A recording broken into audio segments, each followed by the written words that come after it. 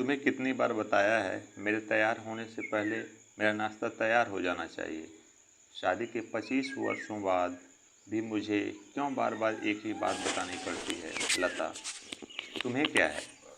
तुम तो आराम से घर पर रहोगी, मुझे काम पर जाना पड़ता है।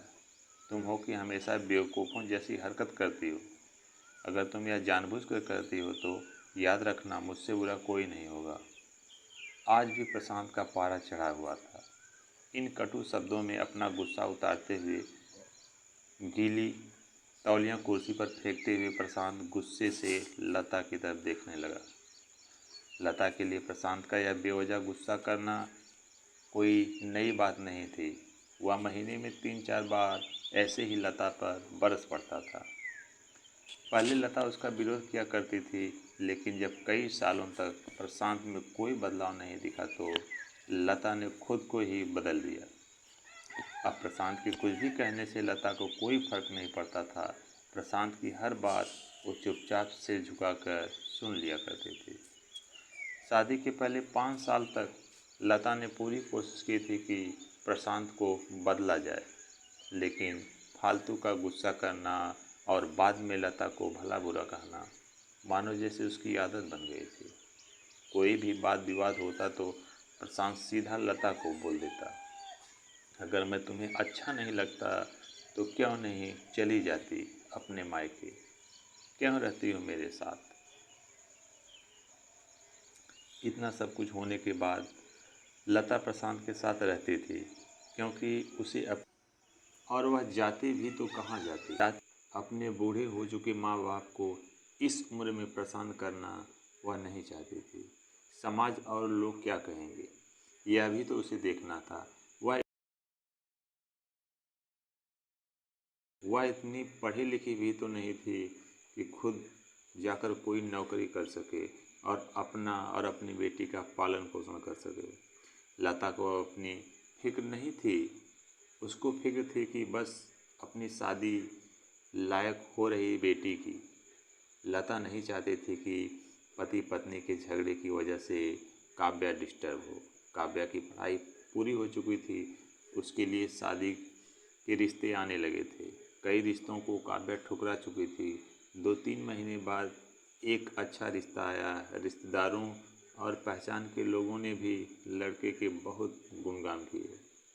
प्रशांत एक शाम अपनी बेटी के पास बैठकर उसे बताने लगा, काव्या बहुत अच्छा लड़का है, पढ़ा लिखा है, बड़ा घर है, बहुत अच्छी नौकरी है। ऐसे रिश्ते बार बार नहीं आते बेटा, इस बार मना मत करना।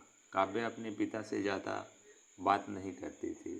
शायद डरती थी कि या फिर नफरत करती थी, लेकिन आज वो अपनी पूरी हिम्मत इकट्ठा कर बोली, मुझे अभी शादी नहीं करना है पापा, मैं नौकरी करना चाहती हूँ, खुद अपने पैरों पर खड़ा होना चाहती हूँ। हाँ तो उसमें क्या बड़ी बात है, मैंने लड़के से बात की है, वह तुम्हें किसी बात के लिए नहीं रोकेगा। तुम शादी के बाद भी नौकरी कर सकती हो, वह तुम्हें नौकरी के लिए परमिशन दे देगा। प्रशांत बोला, मेरा नौकरी करना या ना करना उसकी परमिशन क्यों डिपेंड रहेगा पापा, काव्या ने पूछा। मैं कह रहा हूँ ना, तुम्हें किसी भी चीज़ की कमी नहीं होगी वहाँ। ऐसे रिश्ते बार बार नहीं आते, इसे ठुकरा मत, बहुत खुश रहेगी तुम वहाँ। प्रशांत बोला, पापा क्या मैं उतनी ही खुश रहूँगी जितनी मम्मी इस घर में खुश हैं? काव्या ने तंज कसते हुए कहा, आज तुम्हारी जबान कुछ ज़्यादा चल रही है। प्रशांत गुस्से से आंखें बड़ी करते हुए बोला, पापा मुझे शादी ही नहीं करनी है, क्योंकि शादी के बाद अगर वह लड़का आपके जैसा निकला तो मैं क्या करूँगी। मुझे आपके जैसा जीवन साथी नहीं चाहिए जो बिना बात के मुझ पर हमेशा चिल्लाए। मुझे कुछ भी अपनी पसंद का लेना हो तो 10 बार सोचना पड़े, कहीं वह नाराज़ ना हो जाए। मेरी तबीयत कैसी भी हो उसे परवाह ना हो, रोटी थोड़ी सी मोटी बन जाए तो पापा मुझे शादी ही नहीं करनी है, क्योंकि शादी के बाद अगर लड़का आपके जैसा निकला तो मैं क्या करूँगी। मुझे आपके जैसा जीवन साथी नहीं चाहिए जो बिना बात मुझ पर हमेशा चिल्लाए। मुझे कुछ भी अपनी पसंद का लेना हो तो 10 बार सोचना पड़े, कहीं वह नाराज़ ना हो जाए। मेरी तबीयत कैसी भी हो उसे परवाह ना हो। रोटी थोड़ी मोटी बन जाए तो घर को सर पर उठा ले, उसकी चेकबुक ना मिले तो भी मेरा दोस्त निकाले, और हर छोटी मोटी बात पर मुझे मायके जाने के लिए कहे। काव्या ने अपना दिल खाली करते हुए पापा से सब कुछ कह दिया। प्रशांत का गुस्सा सातवें आसमान पर था, लेकिन उसके मुंह से एक भी शब्द नहीं फूट रहा था। काव्या की बातें सुना जा रहा था। काव्या उतना ही बोलकर चुप नहीं हुई। आज पहली बार वह अपने पापा के सामने इतना कुछ बोल रही थी। पापा, आपने माँ के साथ हमेशा गलत व्यवहार किया है। आप अपने ऑफिस का गुस्सा बिना सोचे समझे माँ पर उतार देते हैं। कभी इस बात की परवाह नहीं करते कि उन्हें कैसा लगता होगा। आपकी बातें सुन सुन माँ ने अपना स्वाभिमान खो दिया है। शांत आज पहली बार अपने किए का बर्तावों को महसूस कर पा रहा था। वो इतना ही बोल पाया, जो तुम्हारा मन है वो करो, मैं तो इतना बुरा हूँ ना। काव्या ने प्रशांत का हाथ पकड़ा और बोली, पापा, मुझे सिर्फ एक सवाल का जवाब दे दो। क्या आप चाहेंगे कि मेरा पति आपके जैसा हो? अगर आपका जवाब हाँ है तो कर दीजिए मेरा रिश्ता आज ही, और ना है तो मुझे आत्मनिर्भर बनने दीजिए। प्रशांत कुछ भी ना बोल पाया और वहाँ से चुपचाप बाहर चला गया।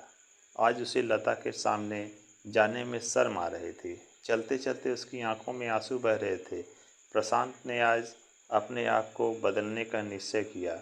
अगले दिन से लता ने अपने पति में काफ़ी बदलाव देखा। वह सोचने लगे कि जो हिम्मत काव्या ने दिखाई दिखाई है, वह हिम्मत अगर मैं पहले ही दिखा देती तो शायद आज परिस्थिति कुछ और होती। अब काव्या पढ़ लिख कर अच्छी नौकरी करने लगी थी और 3 साल बाद उसके लिए एक अच्छा रिश्ता आया।